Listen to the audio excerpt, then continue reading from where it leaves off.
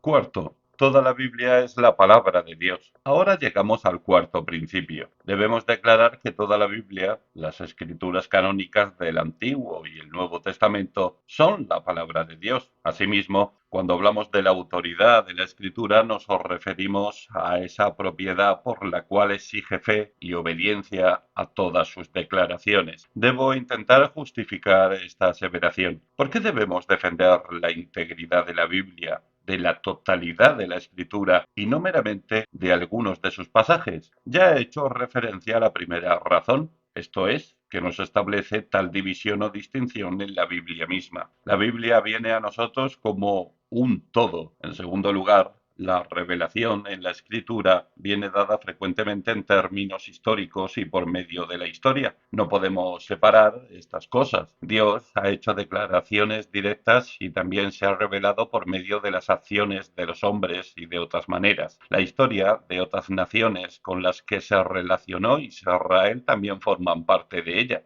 ¿Cómo determinar lo que es pertinente y lo que no? En tercer lugar, y más importante aún, ciertas doctrinas bíblicas completamente vitales para toda la cuestión de la salvación dependen de hechos históricos. Tomemos, por ejemplo, de este último punto un pasaje crucial que plantea de manera muy marcada toda la cuestión de la relación entre la escritura y la ciencia moderna, el razonamiento del apóstol Pablo en los Romanos 5 del 12 al 21. En estos versículos despliega la gloriosa doctrina de nuestra unión con Cristo, pero se puede advertir que la desarrolla en términos de nuestra anterior unión con Adán, como en Adán, así en Cristo. Es imposible creer en la doctrina del Nuevo Testamento de la expiación y la redención en Cristo a menos que aceptemos su enseñanza con respecto a la caída y el pecado. Está muy bien decir que podemos creer esas doctrinas positivas del Nuevo Testamento, pero que somos incapaces de aceptar los primeros capítulos de Génesis y que no creemos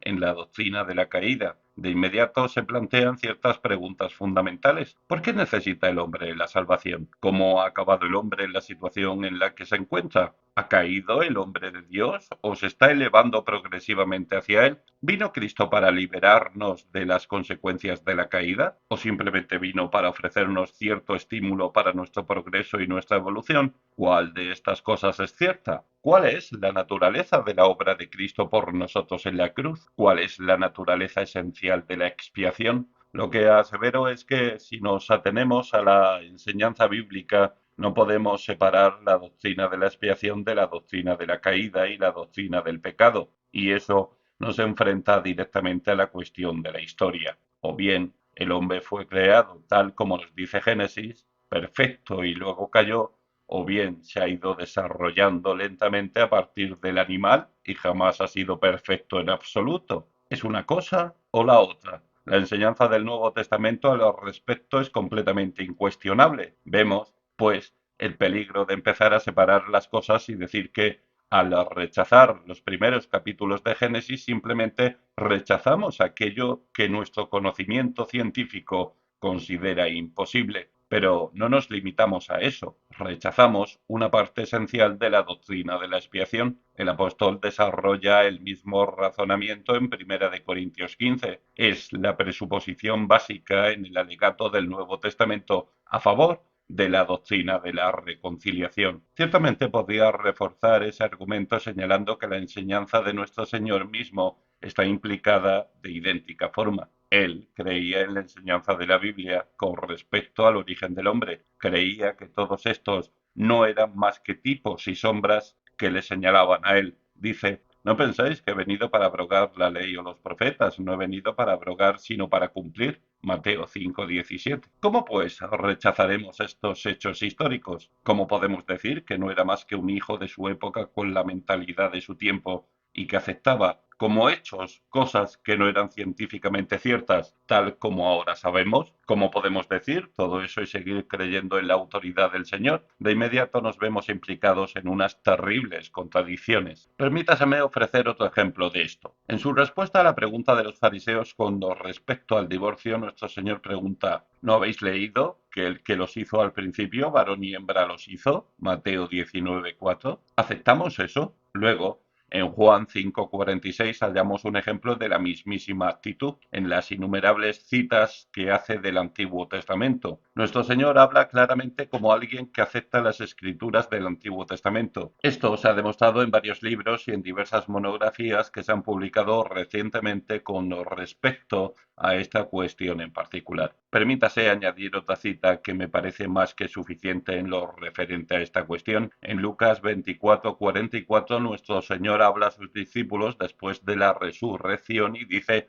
estas son las palabras que os hablé estando aún con vosotros, que era necesario que se cumpliese todo lo que está escrito de mí en la ley de Moisés, en los profetas y en los salmos. Hace referencia a todo el Antiguo Testamento. Nuestro Señor Jesucristo lo acepta todo. Dice que todo apunta hacia Él. De ahí que, si cedemos a esta distinción artificial que se nos propone, chocamos de inmediato con la autoridad del Señor Jesucristo. A modo de comentario práctico y como algo de pertinencia inmediata con respecto a nuestra posición actual, señalaría el peligro de basar nuestra posición en argumentos a partir de teorías no demostradas. Quienes lean literatura teológica habrán advertido con gran interés lo poco que se ha oído durante los últimos 10 o 15 años la frase de resultados seguros. Solía ser una frase muy en boga hace unos años, los resultados seguros de la crítica, los resultados seguros de los conocimientos modernos. Soy incapaz de recordar la última vez que vi esas dos expresiones. Han desaparecido de la literatura vigente y no es motivo de sorpresa. Nos solían decir dogmáticamente, sin matizaciones, que estas eran cosas seguras. Pero estas negaciones de la veracidad del testimonio bíblico han tenido que ser retiradas una tras otra. Los últimos descubrimientos en el terreno de la arqueología y las investigaciones modernas en otros campos han demostrado claramente la veracidad de ciertos hechos declarados en la Biblia que los críticos solían negar antaño. Me limitaré a un ejemplo. Recordarás la forma en que solía aseverarse bastante dogmáticamente que jamás había existido tal persona como Belsasar. Los críticos estaban completamente seguros de ello, pero hoy día se reconoce la veracidad del testimonio bíblico. Ahora bien, eso es un hecho científico. Vamos descubriendo, pues, que lo que se había afirmado tan categórica y rotundamente en el pasado es simplemente incorrecto. No existe nada más precario que basar nuestra idea de la escritura y sus afirmaciones en cualquier terreno que parece demostrado por los conocimientos modernos o en la ciencia moderna. La singularidad de la escritura. Pasemos ahora del terreno de lo general al terreno de lo particular y consideremos algunos argumentos detallados. Los padres protestantes y los grandes dogmáticos del siglo XVII que les siguieron acostumbraban a aducir un amplio abanico de argumentos poderosos y convincentes a partir de la escritura misma para demostrar la autoridad de las escrituras. Permítaseme citar algunos de ellos. Estos son de gran interés y sin duda de gran importancia, aunque no con un rango prioritario, sino secundario, para fortalecer la fe. Asimismo, tienen un cierto, aunque limitado, valor apologético. Estaban convencidos de que hay un argumento que basta de por sí para demostrar la autoridad de la escritura, que se puede extraer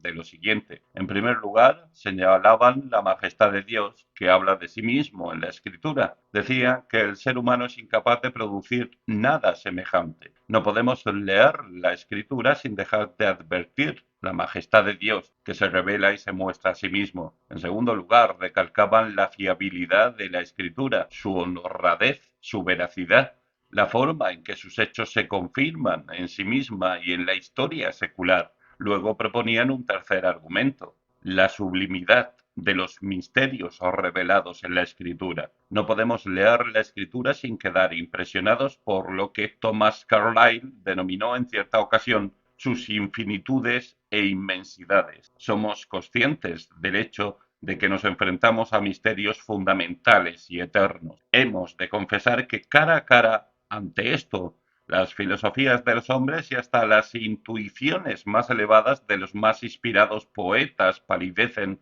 por contraste. La gloria trascende de los misterios de Dios, atestigua el verdadero valor de la escritura. En cuarto lugar, aducían la perfección de la enseñanza y de los preceptos, especialmente cuando estas cosas se sitúan en un trasfondo y su contexto histórico. Aquí tenemos enseñanzas que destacan como los picos del Himalaya en medio de una moralidad degenerada. Aquí tenemos una enseñanza moral y ética y unos preceptos perfectos. Luego, en quinto lugar, señalaban el estilo de la Biblia profundo, sencillo, claro y conciso. ¿No nos hemos asombrado todos ante esto con frecuencia? En el mejor de los casos, todos nosotros somos prolijos en detalles, unos más que otros. Lo asombroso de las escrituras es cómo nos presentan una escena o nos transmiten una gran doctrina en un espacio tan reducido. Está todo ahí. Esto no es una invención humana. En sexto lugar, indicaban el poder de las escrituras para tocar los corazones de los pecadores. Ahora bien, hallamos abundantes testimonios de esto en la historia y en las biografías. ¿Cuán a menudo esta palabra ha llegado a las manos de los hombres? En ocasiones, hombres con poca o ninguna educación, y ha obrado poderosamente cambiando sus vidas y llevando a un conocimiento de Dios en Cristo. La Biblia tiene un poder tremendo. Es poder de Dios para salvación. En séptimo lugar, está su capacidad para mantener su fiabilidad a pesar del paso del tiempo y de la oposición. Es un libro que ha sido atacado y que se sostiene a pesar de ello. Sigue siendo fidedigna. Te recuerdo que esto deberíamos aseverarlo hoy día. No deseo atribuir demasiada importancia a los descubrimientos arqueológicos, pero todos hemos de reconocer que hasta hoy día su principal resultado ha sido confirmar las escrituras de forma creciente. La Biblia resiste el paso del tiempo y toda oposición concebible. En último lugar, subrayan la extraordinaria armonía entre el Antiguo y el Nuevo Testamento y la concordancia absoluta entre todos sus libros. En la Biblia hay 76 libros escritos a lo largo de unos 1600 años por más de 40 autores y sin embargo todos dicen lo mismo, tal como lo expresó Agustín.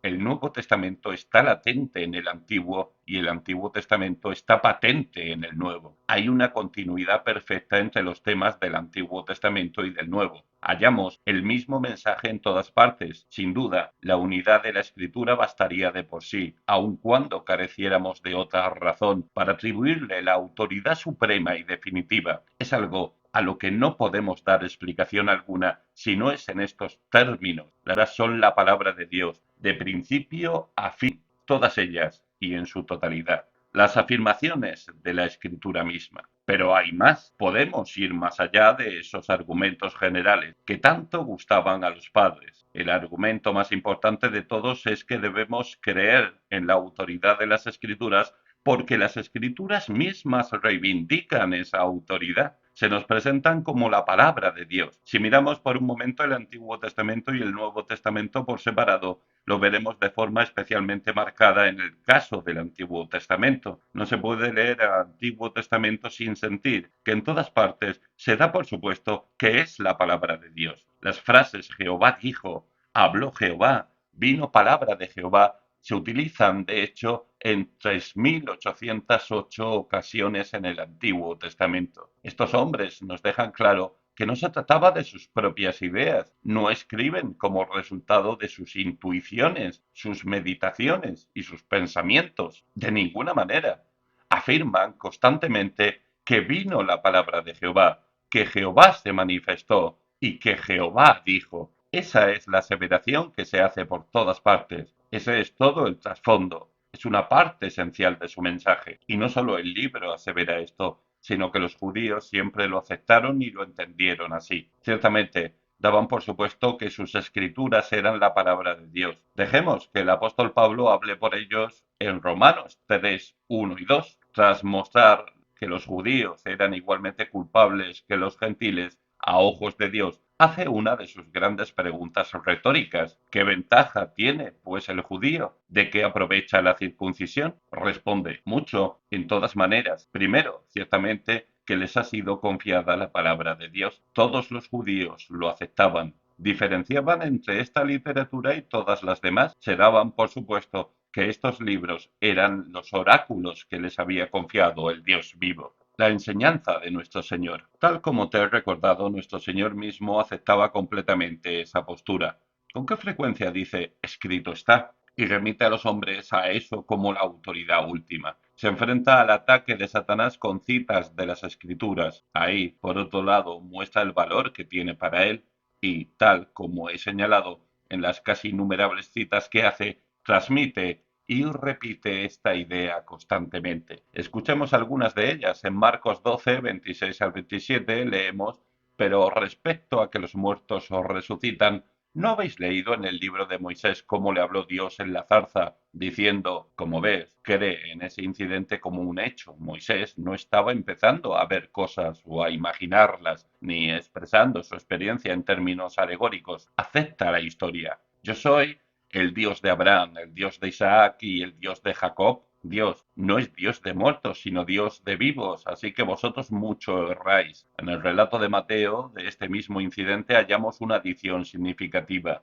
ignorando las escrituras y el poder de Dios. Mateo 22, 29. Nuestro Señor acepta todo esto como autoritativo y definitivo. Pero en Juan 10, 34 y 35 hay una afirmación especialmente interesante. Jesús les respondió: ¿no está escrito en vuestra ley? Yo dije, dioses sois. Si llamo dioses a aquellos a quienes vino la palabra de Dios y la escritura no puede ser quebrantada, a continuación pasa a su razonamiento. Pero aquí tenemos la frase crucial: la escritura no puede ser quebrantada. Sin duda, sería de lo más sencillo extendernos ampliamente con otras citas de nuestro Señor mismo. Es como si dijera constantemente: ponedme a prueba a mí y mis palabras, cotejadme con las escrituras del Antiguo Testamento, examinadlas, escudriñadlas, analizadlas en su totalidad. Además de eso, él mismo las utiliza, ejemplifica su enseñanza y muestra la verdad acerca de sí mismo por medio de ellas. Toda su enseñanza se plantea con el trasfondo y en el contexto de las escrituras del Antiguo Testamento. Aquí pues tenemos la tremenda aseveración de la autoridad del Antiguo Testamento, el concepto que tiene el Nuevo Testamento del Antiguo. Todos los libros del Nuevo Testamento adoptan los mismos métodos. Hallamos citas del Antiguo Testamento en todos los libros del Nuevo, a fin de fundamentar sus afirmaciones y enseñanzas. Hemos de prestar especial atención a las más cruciales y fundamentales de ellas. La primera es la famosa declaración de 2 de Timoteo 3:16. Toda la escritura es inspirada por Dios y útil para enseñar, para redarguir, para corregir, para instruir en justicia. Ahora bien, aquí tenemos una afirmación expresa y explícita en el Nuevo Testamento con respecto a las escrituras del Antiguo Testamento. No tenemos más que dirigir la atención a una cosa. Recordemos cómo la English Revised Version se equivocó con respecto a esto en beneficio de sus propios presupuestos. Pone algo así: toda la escritura inspirada por Dios es útil, independientemente de lo que pensemos de esta versión. En todo caso, esto lo ha puesto bien, ha vuelto a la traducción correcta. No es que toda la escritura inspirada por Dios es útil. Esas tautologías no se conocen en la escritura y, por otra parte, adviértase la categórica afirmación: toda la escritura es inspirada por Dios. Sopló en los hombres que escribieron. Ese es el origen de la escritura y de su autoridad. En 2 de Pedro 1, 20-21 tenemos una afirmación similar. Pedro, en referencia a los profetas, tal como he recordado anteriormente, dice: entendiendo primero esto, que ninguna profecía de la Escritura es de interpretación privada, porque nunca la profecía fue traída por voluntad humana, sino que los santos hombres de Dios hablaron siendo inspirados por el Espíritu Santo. ¿Qué quiere decir? Ha habido muchos malentendidos con respecto a la frase ninguna profecía de la Escritura es de interpretación privada. Muchos piensan que la frase de interpretación privada significa que ningún individuo puede interpretar la profecía de la Escritura de forma correcta por su cuenta. Pero Pedro está muy lejos de decir eso. Lo que Pedro está diciendo es lo siguiente: no creáis en mí y en mi testimonio. Remontaos a las profecías del Antiguo Testamento, vedlas cumplidas y verificadas en Cristo. Como se puede ver, la profecía no fue una ocurrencia de las mentes y los intelectos de los profetas. Estas personas no eran adivinas en el sentido normal del término, que intentaran predecir el futuro y ver el porvenir. Pero, pues, viene a decir, la profecía no es de interpretación privada, no es la interpretación que un hombre hace de la historia, de los hechos. y de los acontecimientos, no es fruto de la mente humana. ¿Qué es entonces? Bien, la profecía nunca fue traída por la voluntad humana. No fueron los hombres quienes le dieron existencia. Lo que sucedió fue que los santos hombres de Dios hablaron siendo inspirados, empujados, guiados por el Espíritu Santo. Todo vino de Dios. Por eso vuestra fe se basa en un fundamento tan sólido. Esa es la esencia de vuestra autoridad. Qué importante es ser conscientes de esto. Otra aseveración del Nuevo Testamento muy significativa es Primera de Pedro 1, 10 al 12. Los profetas que profetizaron de la gracia destinada a vosotros inquirieron y diligentemente indagaron acerca de esta salvación, escudriñando qué persona y qué tiempo indicaba el Espíritu de Cristo que estaba en ellos, el cual anunciaba de antemano los sufrimientos de Cristo y las glorias que vendrían tras ellos. A estos se les reveló que no para sí mismos, sino para nosotros, administraban las cosas que ahora os son anunciadas por los que os han predicado el Evangelio por el Espíritu Santo enviado del cielo, cosas en las cuales anhelan mirar los ángeles. Pedro está diciendo que los profetas no entendieron en realidad de forma plena lo que estaban escribiendo. Escudriñaron, lo intentaron, pero fueron incapaces de entenderlo plenamente. Vieron el cumplimiento a lo lejos, fueron guiados y controlados, fueron precisos, infalibles, pero no a consecuencia de su propio entendimiento. Fue por la guía y la actuación del Espíritu. Ciertamente, podríamos sacar muchos otros argumentos a colación. En el Nuevo Testamento se hacen constantes referencias a los textos del Antiguo Testamento, pero no en términos de los hombres que los escribieron, sino específicamente en términos del Espíritu Santo que les dio el mensaje y les capacitó para que escribieran. Pensemos, por ejemplo, en Hechos 28-25, y como no estuviesen de acuerdo entre sí, al retirarse, les dijo Pablo esta palabra: bien habló el Espíritu Santo por medio del profeta Isaías a nuestros padres. Ciertamente, una de las cosas más interesantes y fascinantes del Nuevo Testamento es la forma en que sus autores toman a veces una frase o una afirmación del Antiguo Testamento y le dan un nuevo sentido. Pensemos, por ejemplo, en los Romanos 1:17, donde Pablo, citando a Habacuc, dice: mas el justo por la fe vivirá. En un sentido no lo está utilizando exactamente de la misma forma en que lo utilizó Habacuc, y sin embargo es cierto. ¿Es eso una contradicción? De ninguna forma. Ambos sentidos son ciertos. El mismo Espíritu Santo que habló por medio de Habacuc habla ahora por medio de Pablo. Hay una aplicación en un momento y otra aplicación en otro. Hay muchos ejemplos de eso que demuestran que es el mismo Espíritu el que preside, dirige y controla. La autoridad de los apóstoles. Como quiera que sea, quizá haya alguien en este punto que diga: lo único que ha hecho es plantear la cuestión de la autoridad del Nuevo Testamento. Ha basado sus argumentos en afirmaciones del Nuevo Testamento. Pero ¿qué pasa con el Nuevo Testamento en sí? A mi modo de ver, la respuesta a esa pregunta es de lo más sencilla, aunque creo que solemos dejarla de lado. En este punto nos encontramos cara a cara ante la autoridad de los apóstoles. Nunca se puede comprender con la suficiente claridad la importancia de esto. El principio determinante en el Nuevo Testamento es la autoridad de los apóstoles. Ciertamente, como recordarás, lo que determinó la canonicidad de los diversos libros del Nuevo Testamento fue la prueba apostólica. El Espíritu Santo guió a la iglesia primitiva en esta cuestión. Estaban apareciendo ciertos evangelios apócrifos. Algunos hombres rectos y excelentes habían escrito determinadas epístolas, pero no todo se incluyó en el canon. ¿Por qué no? ¿Por qué no pasaron la prueba apostólica? Lo único que se incluyó fue aquello que habían escrito los apóstoles mismos o sus discípulos, o persona bajo su influencia. Esa es una cuestión vital y esencial. ¿Recordamos siempre cómo debiéramos que los apóstoles reivindicaban para sí esta autoridad única? La aseveraban constantemente. Necesitamos reconsiderar la enseñanza del Nuevo Testamento con respecto a los apóstoles. Recordemos que el Señor los envió en los días de su carne y les dio autoridad para que predicaran y echaran demonios. No habrían podido hacer nada sin esa autoridad. No era su propia autoridad, era la autoridad que habían obtenido y recibido de él. Pero esto es igualmente aplicable a lo que escribieron. Sus escritos son el cumplimiento de lo que dijo nuestro Señor, tal como se documenta en Juan 16, del 12 al 14. Aún tengo muchas cosas que deciros, pero ahora no las podéis sobrellevar. Pero cuando venga el Espíritu de verdad, Él os guiará a toda la verdad, porque no hablará por su propia cuenta, sino que hablará todo lo que oyere, y os hará saber las cosas que habrán de venir. Él me glorificará, porque tomará de lo mío, y os lo hará saber.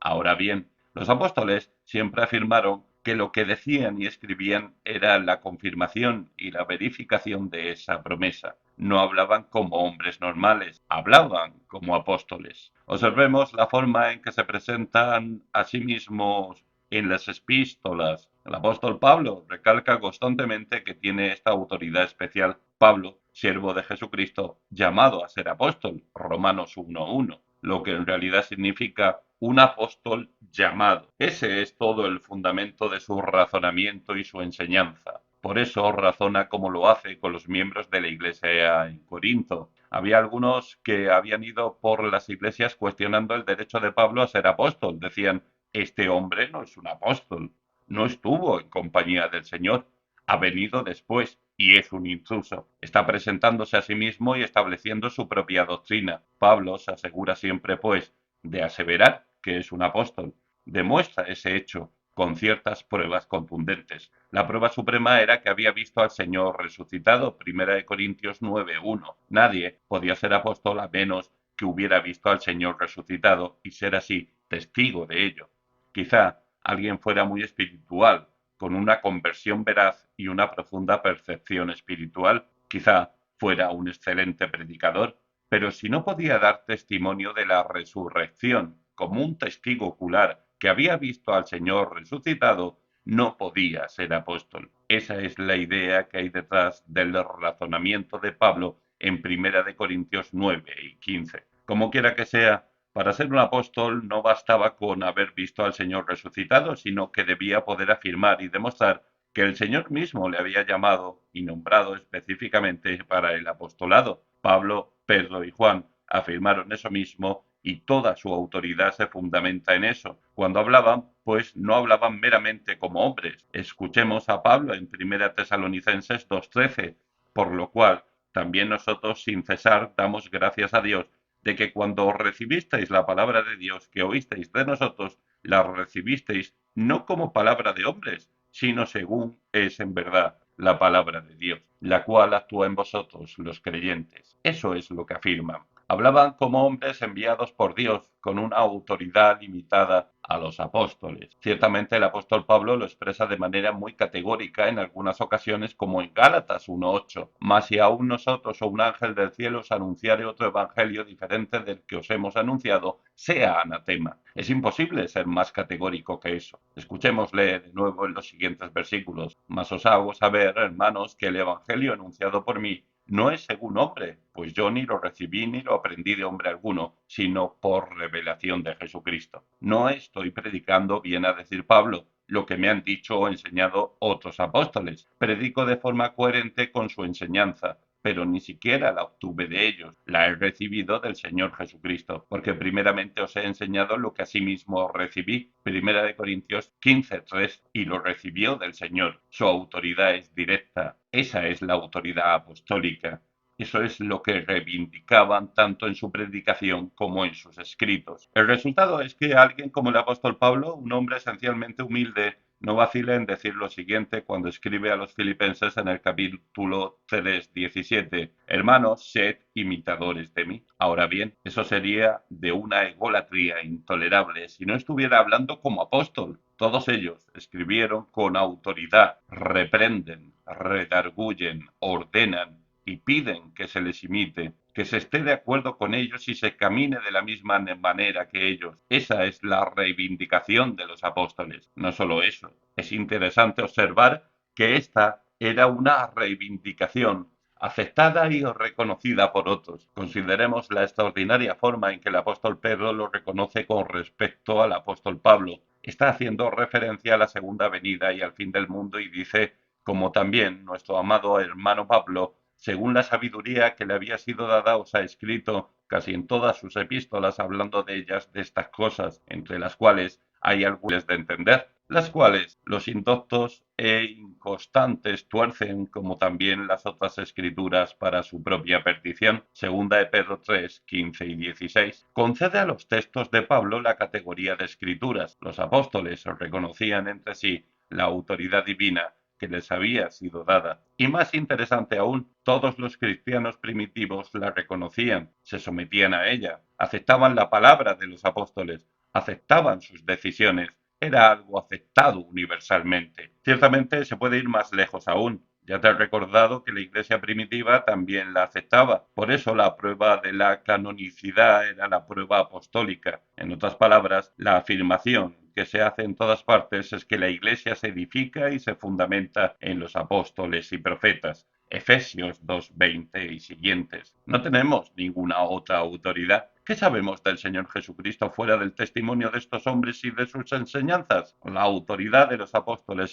refuerza y sustenta la autoridad de los evangelios y las epístolas, del libro de Hechos y sin duda del Nuevo Testamento entero. O bien aceptamos eso o no. Es la única autoridad, es la autoridad definitiva. No puede haber ningún añadido. No se puede añadir porque los apóstoles no pueden tener sucesores, no pueden por definición. Aseveremos esto en contraposición al catolicismo romano, al catolicismo anglicano y a todos los que enseñan la doctrina espuria de la sucesión apostólica. Si un apóstol es alguien que ha de haber visto al Señor resucitado y que, por tanto, puede atestiguar el hecho de la resurrección, es imposible que haya sucesores. Quienes fueron elegidos originalmente no han tenido sucesores. No ha habido otros a los que el Señor resucitado mismo haya llamado y concedido de forma directa el hablar y enseñar con inspiración y autoritativamente. Es imposible. No hay ninguna revelación nueva. No es necesaria. Fue dada de forma definitiva a los apóstoles. Judas 3. La Iglesia está edificada sobre el fundamento de los apóstoles y los profetas. Hemos de rechazar, pues, cualquier supuesta nueva revelación, cualquier adición a la doctrina. Hemos de aseverar que toda enseñanza, toda verdad y toda doctrina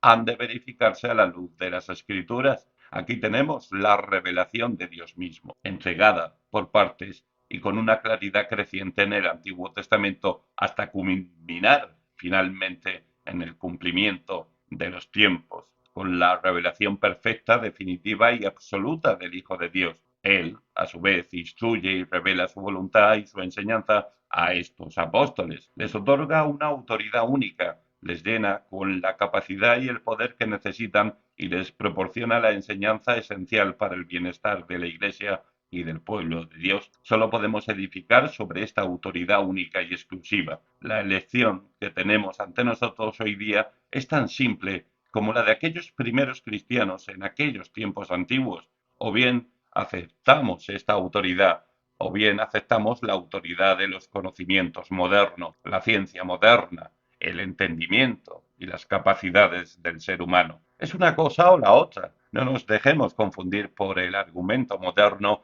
de que la situación ha cambiado. Aún nos encontramos donde se han encontrado siempre los creyentes. Sigue siendo o Cristo o los críticos. Nosotros, por las razones que he intentado ofrecer, no tenemos ninguna otra verdadera alternativa. Por un lado, si confiamos en la capacidad y el discernimiento humano, todo es precario y mudable, incierto e inseguro, siempre susceptible de venirse abajo. Por otro, no solo está la inexpugnable roca de la Santa Escritura, sino la luz del mundo, la palabra de Dios, la verdad misma. Tu palabra vive y siempre nos guía.